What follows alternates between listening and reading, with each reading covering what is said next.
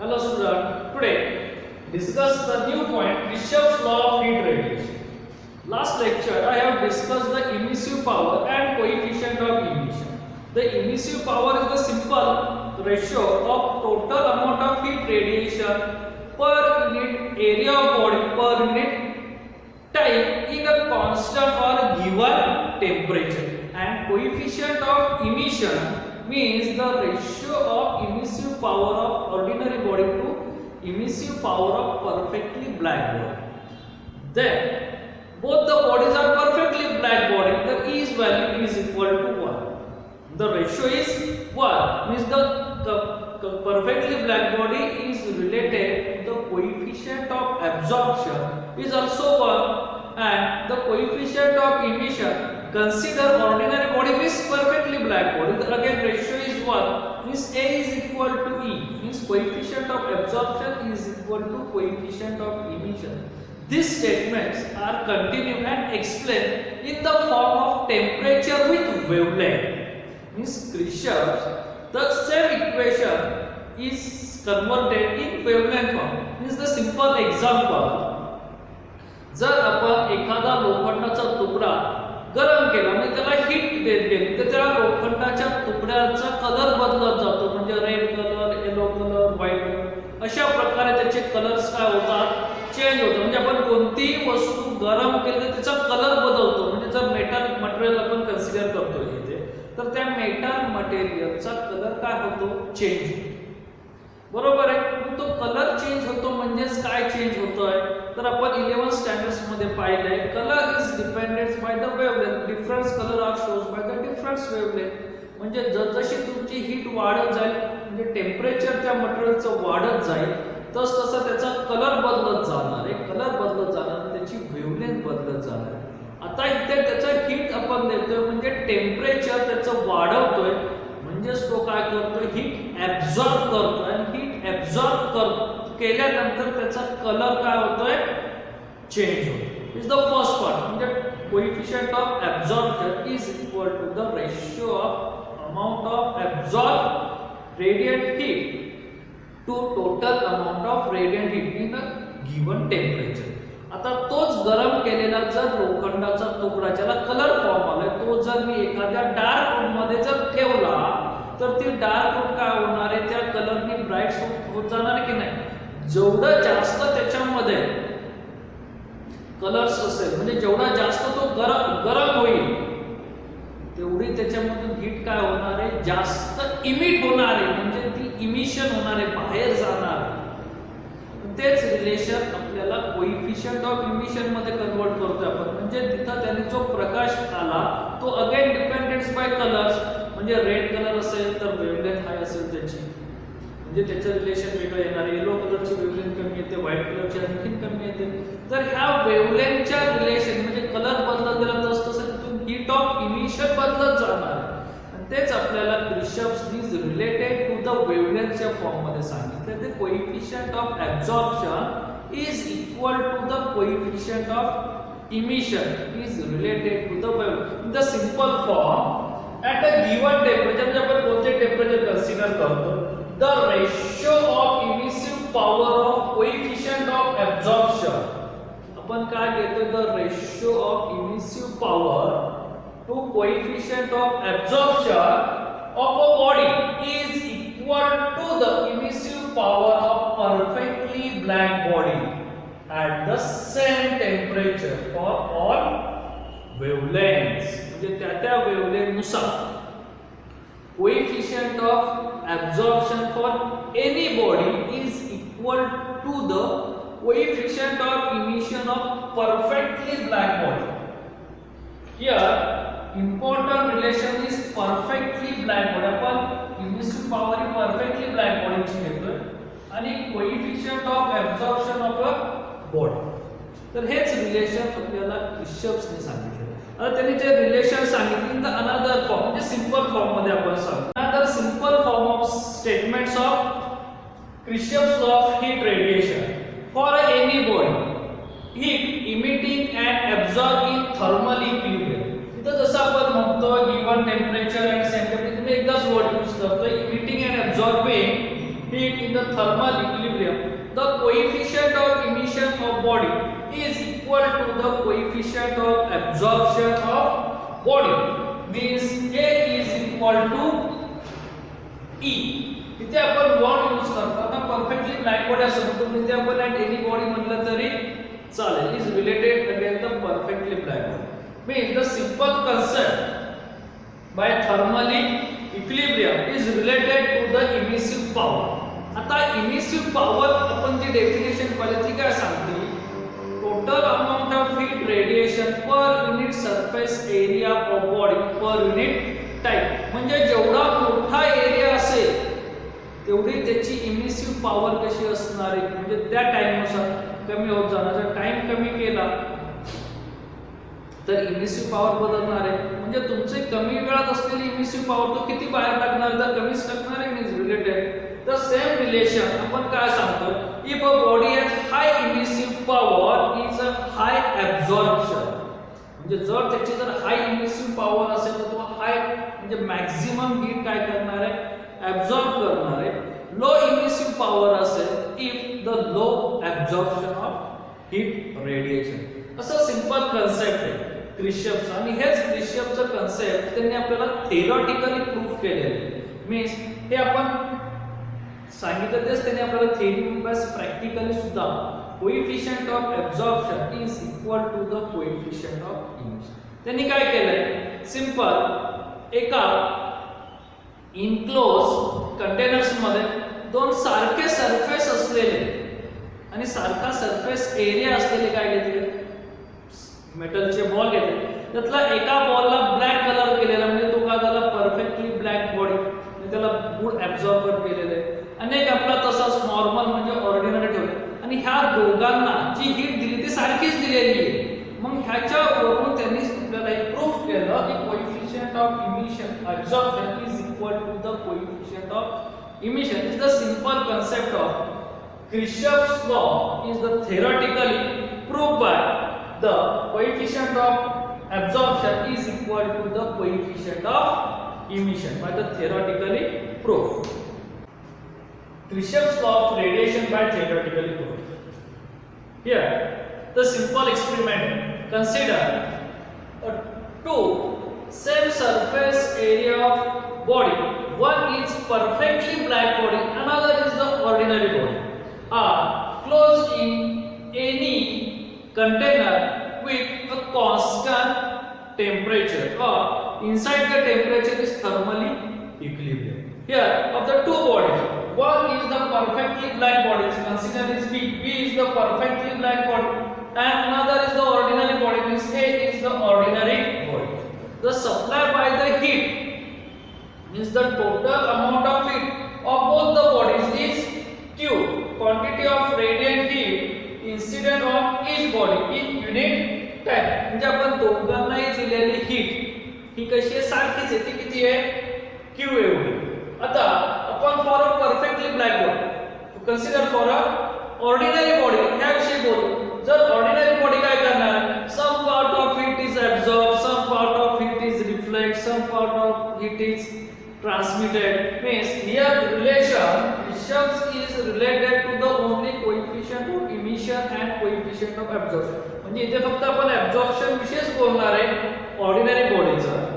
QA the quantity of radiant heat absorbed by body A.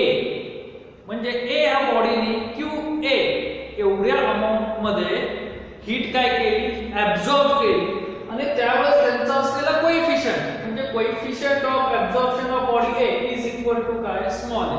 By the definition quantity of radiate of heat of absorption is equal to the coefficient of absorption into total amount of heat of radiation. जी आपण definition पाहिली होती, A is equal to QA divided by Q. तीच इथे आपण quantity of radiant heat of absorb म्हणजे आपण क्रिश्चफचा अनदर स्टेटमेंट काय सांगतो, quantity of radiant heat of absorption is equal to the quantity of radiant heat of emission. म्हणजे आपल्याला काय लागणार आहे, quantity of radiant heat of absorption म्हणून मी ते रिलेशन घेतलं.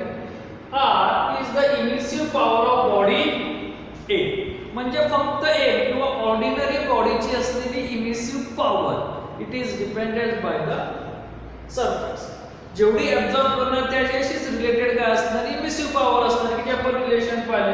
Quantity of radiant heat of absorption of body A is equal to the quantity of radiant heat of emitted of body. म्हणजे तो जेवढी बॉडी हीट ऍब्सॉर्ब करणार तेवढीच emit करणार आहे.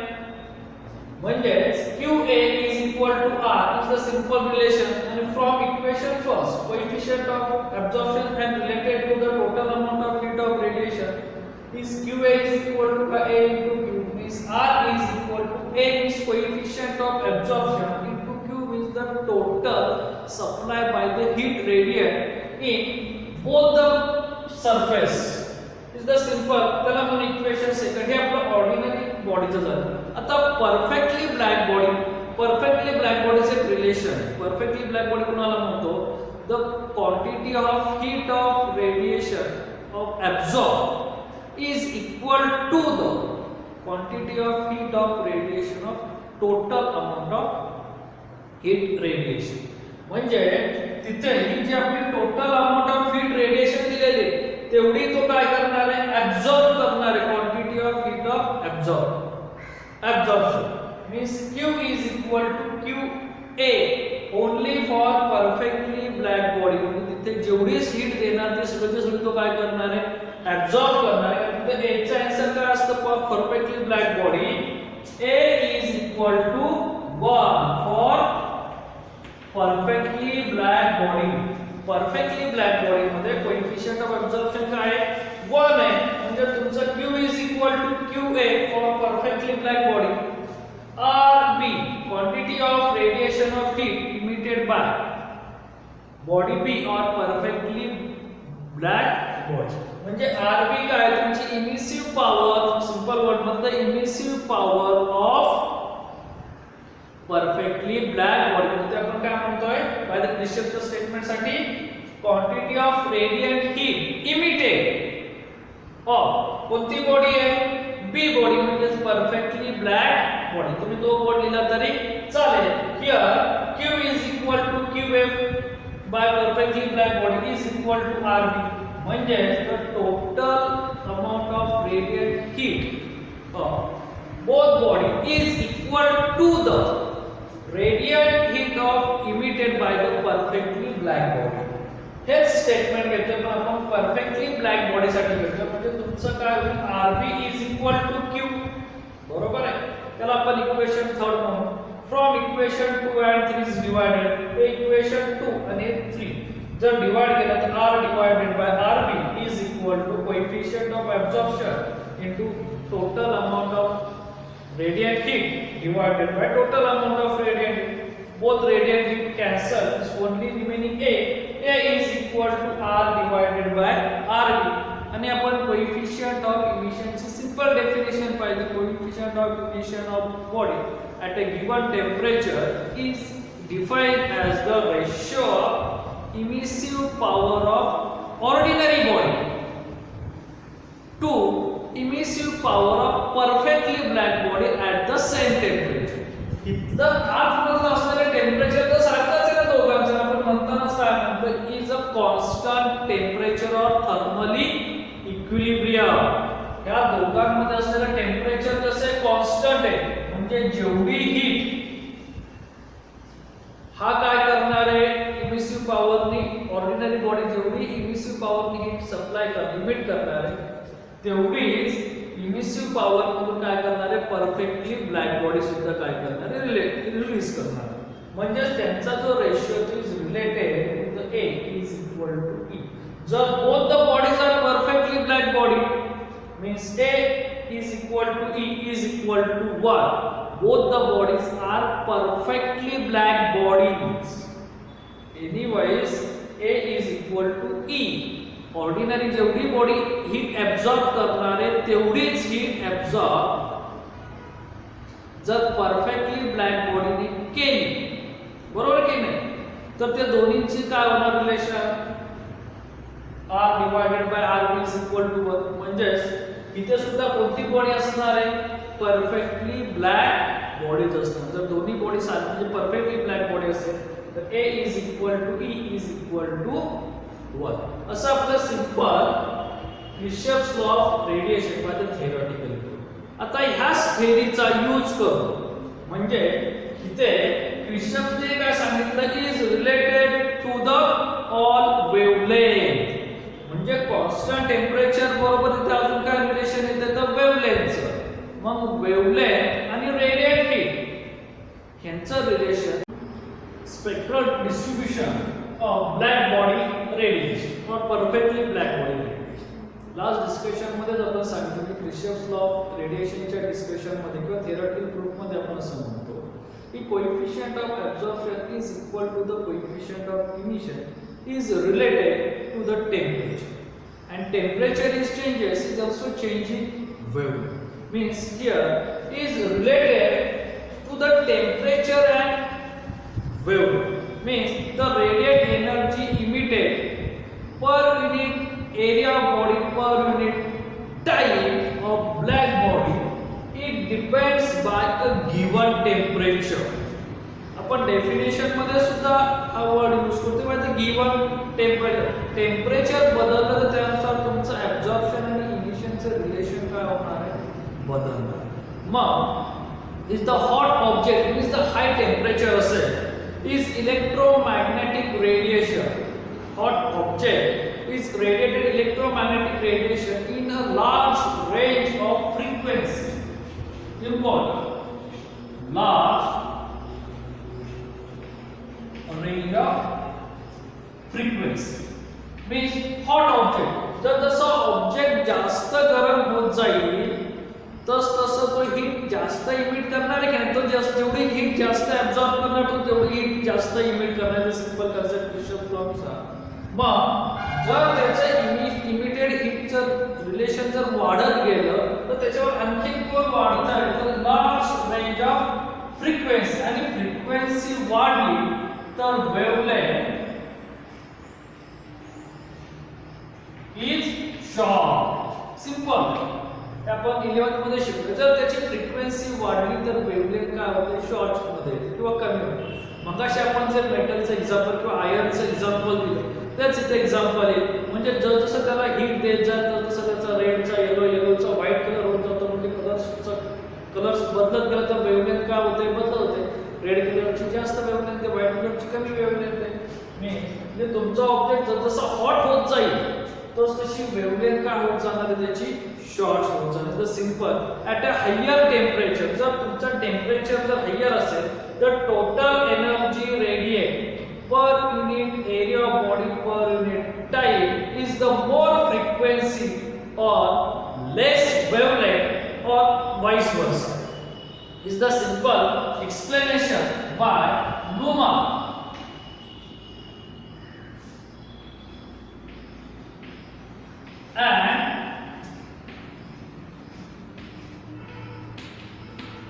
And Pringlishen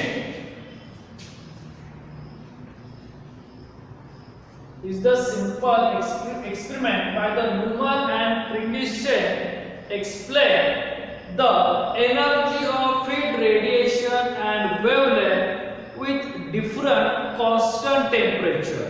The same body are applied by the different temperature is the relation by the difference wavelength. The ratio of the difference wavelength by depends by the difference temperature.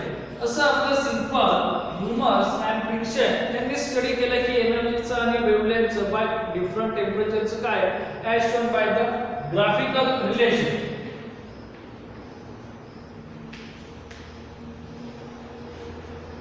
आपल्याला स्टडीला फक्त graph आणि ग्राफचं काय analysis आपण ते simple आता graphical relation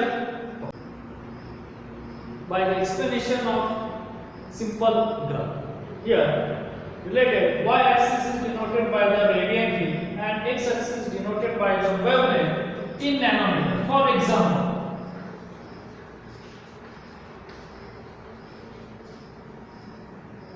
is for example is related to the wavelength 5000 500 1000 1500 2000 2500. They draw the different graph at different temperatures means 3000 Kelvin, 4000 Kelvin, 5000 Kelvin and 5500 Kelvin. Each temperature, the nature of graph is different for same body. Means that the example, at a given temperature the energy is not, energy means that shows the graph of energy is not uniformly distributed. ही आपली energy ती uniform मध्ये distribute झाली का तर नाही, in the spectrum of black body. म्हणजे तुमचं कोणत्याही टेम्परेचरला घेतलं तर तुमची एनर्जी वेगवेगळी डिस्ट्रीब्यूट होते. आता टेम्परेचरचं वेव्हलेंथ आणि रेडिएट हीटचं आपण रिलेशन पाहू. जसं वेगवेगळ्या टेम्परेचरला तुमची एनर्जी वेगळी डिस्ट्रीब्यूट झाली तशीच वेगवेगळ्या वेव्हलेंथच्या वेळेस, म्हणजे जर आपण आज एनी ग्राफ कोणताही ग्राफ घ्या, जर आपण हा 3000 केल्विन या गिवन कॉन्स्टंट टेम्परेचरला आपण रेडिएंट हीट अँड वेव्हलेंथचं रिलेशन पाहू. फक्त एकासाठी आपण बोलतो इथे, at a given temperature radiant heat किंवा radiant heat of emitted by body is increases to increasing wavelength at maximum length for lambda max at a point of lambda max. आपण काय म्हणतो, तुमची एनर्जी इन्क्रीज होत जाते जशी wavelength increase होत जाते कुठल्या पॉइंट पर्यंत, अप टू मॅक्सिमम वेव्हलेंथ और peak wavelength is lambda max, up to lambda max. Then wavelength is increases but energy is decreases. म्हणजे अगेन एनर्जी काय होते तुमची डिक्रीज होते. म्हणजे फक्त लॅम्बडा मॅक्स पर्यंतच तुमची एनर्जी काय होते इन्क्रीज होते. After wavelength is also increases but energy is decreases for each graph. Second 4000 केल्विनचा लॅम्बडा मॅक्स आहे, त्याला आपण 1 म्हणू, ह्याला 2 म्हणू, ह्याला 3 म्हणू, हा 4.